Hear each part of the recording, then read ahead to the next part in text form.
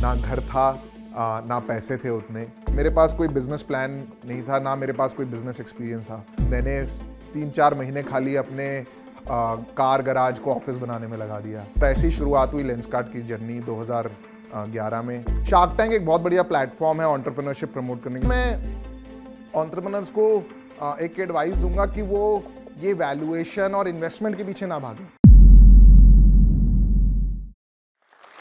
मैंने आज से 10 साल पहले सपना देखा इंडिया को चश्मा पहनाने का। बहुत बार गिरा हूं, बहुत बार खड़ा हुआ हूं। आज एक और बड़ा सपना देख रहा हूं, पूरे विश्व को चश्मा पहनाने का। रोज गिरता हूं, फिर भी आपके सामने खड़ा हूं।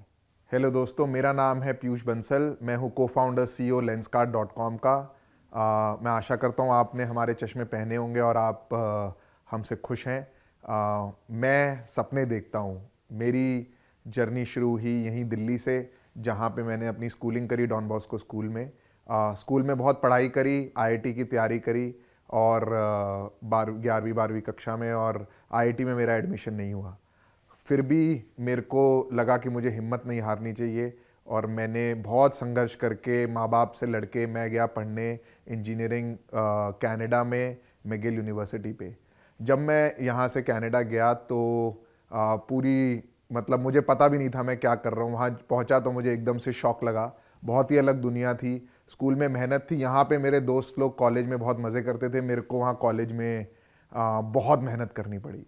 ना घर था, ना पैसे थे उतने, पर किसी तरीके से संघर्ष करते करते मैंने ज़िंदगी में बहुत ज़्यादा संघर्ष करना सीखा। 18-18, 20-20 घंटे काम करना सीखा।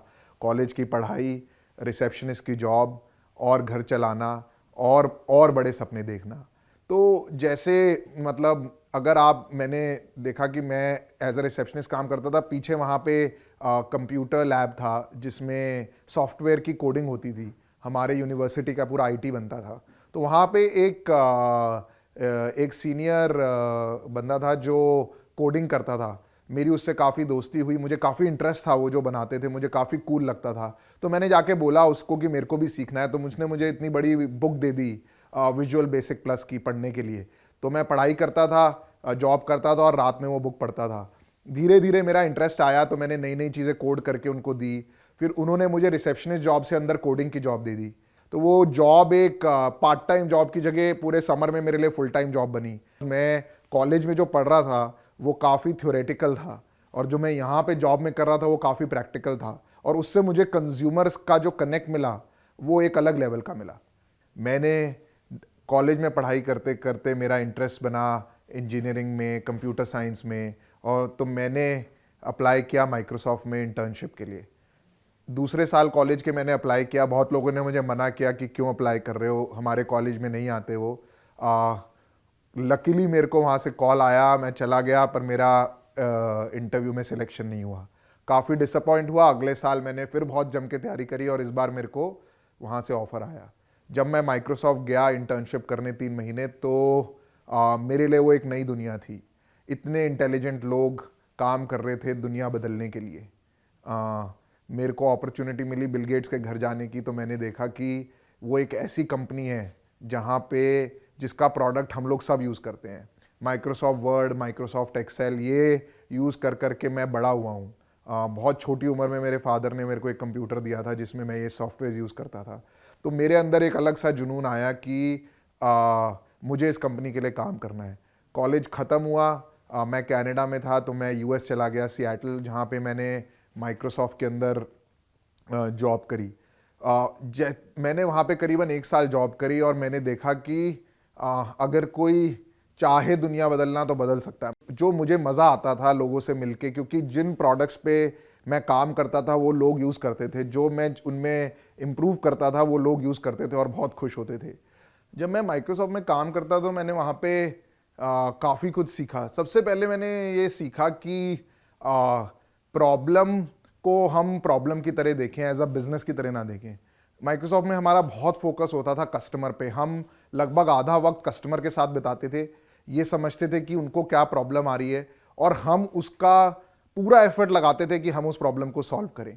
जब हम इस प्रॉब्लम को सॉल्व करते थे तो हम बिना कंस्ट्रेंट के काम करते थे। हमारे पास ऐसा नहीं होता था कि ये बिजनेस बनेगा नहीं बनेगा, इसमें पैसा कितना लगेगा। हमारा खाली एक ही गोल होता था कि हमें कस्टमर को जो है और खुश करना है, उसकी प्रॉब्लम सॉल्व करनी है। सिमिलरली मैंने माइक्रोसॉफ्ट में एक चीज़ और देखी कि जो लोग माइक्रोसॉफ्ट में काम करते हैं, हर आदमी से मुझे मिलके ऐसा लगता था कि मैं कॉलेज में काफ़ी अच्छा करता था, तो मुझे लगता था कि शायद मैं औरों से बेहतर हूँ, पर वहाँ पे जाके मुझे हमेशा ऐसा लगता था कि हर हर आदमी मेरे से बेहतर है, हर आदमी मेरे से स्मार्ट है, हर कोई मुझसे बेटर काम कर रहा है। तो उससे मेरे को ज़्यादा करने की और बेटर करने की बहुत जो है मोटिवेशन मिलती थी। तो मैंने तब एक और सपना देखा कि मेरे को दुनिया बदलनी है, मेरे को ये प्रोडक्ट में इम्प्रूवमेंट नहीं करनी।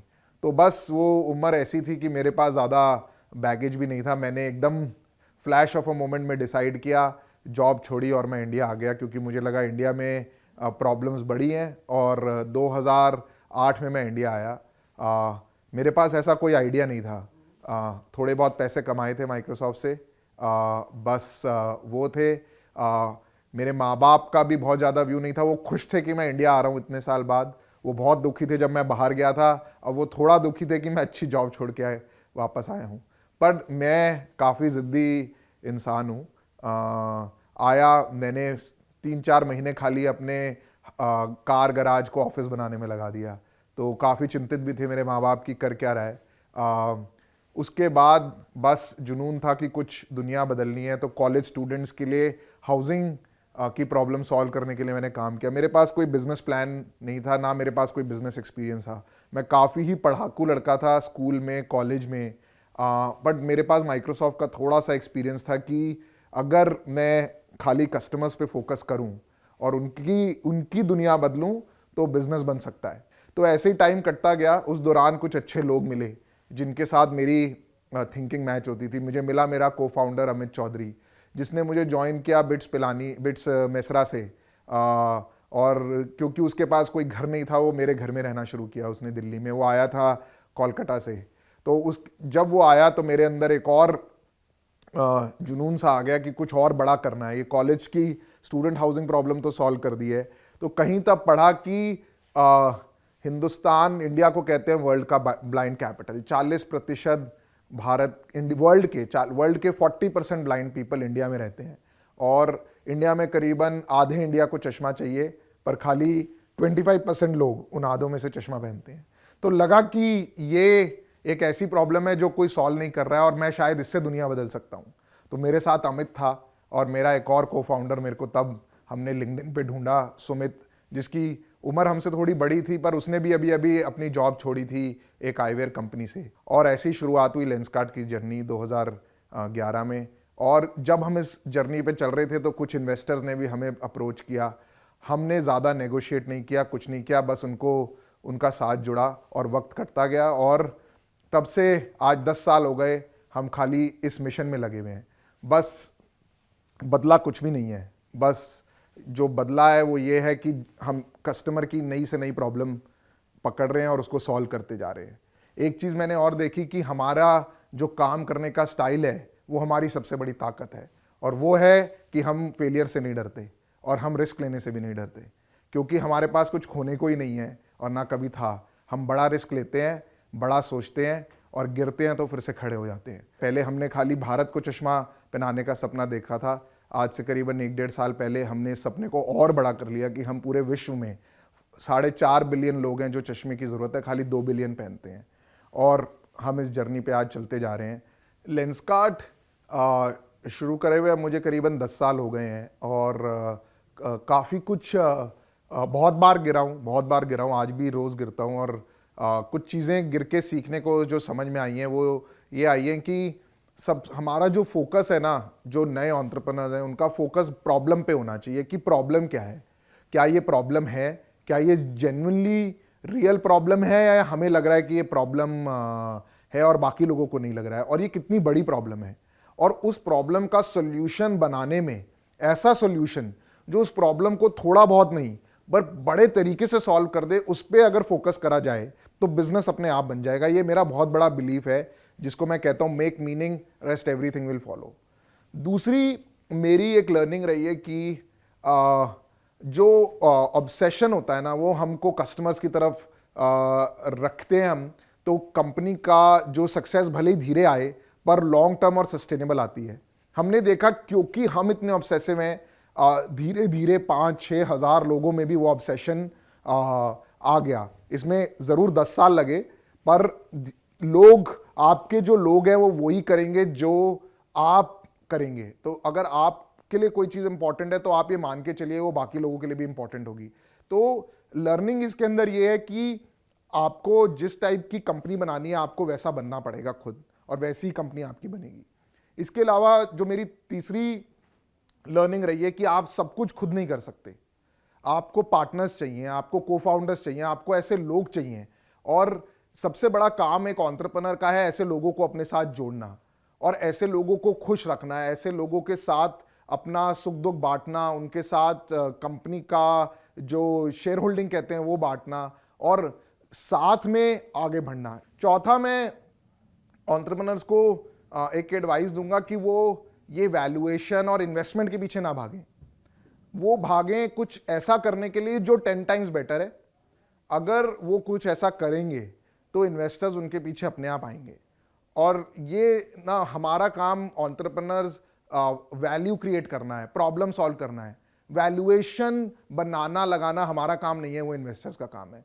तो हमको ये समझ लेना चाहिए कि हमारा जो काम है हम वो करें, मार्केट का जो काम है वो करेंगे। और अगर हम अपना काम करेंगे तो हमें कोई फर्क ही नहीं पड़ेगा कि मार्केट आज ऊपर है या नीचे। जब 2011 में हमने लेंसकार्ट शुरू किया था तो इतना आज की तरह एनवायरनमेंट नहीं था, लोग मिलने भी आसान थे थोड़े, और पर इन्वेस्टमेंट की कभी बात नहीं होती थी। आज मार्केट बहुत ही कम्पिटिटिव हो गया है, बहुत सारी इन्वेस्टमेंट है, आप कोई बिजनेस आइडिया करना चाहते हैं तो इन्वेस्टर्स आपके पीछे दौड़ रहे हैं।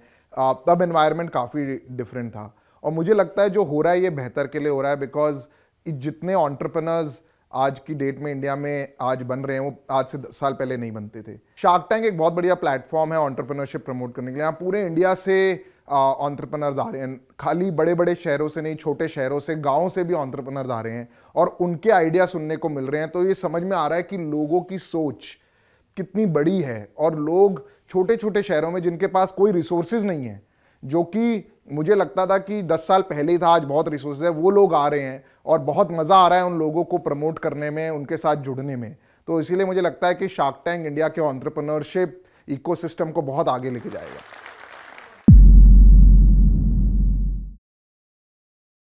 जोश टॉक्स अब स्पॉटिफाई एक्सक्लूसिव पॉडकास्ट है, जिसके साथ जोश टॉक्स की सभी कहानियां ऑडियो फॉर्मेट में अपलोड होंगी केवल स्पॉटिफाई पर। और हाँ, अगर आपको ये वीडियो अच्छी लगी तो आप जोश टॉक्स पॉडकास्ट को फॉलो कर सकते हैं और सुन सकते हैं ऐसी कई प्रेरणादायक कहानियां सिर्फ स्पॉटिफाई पर।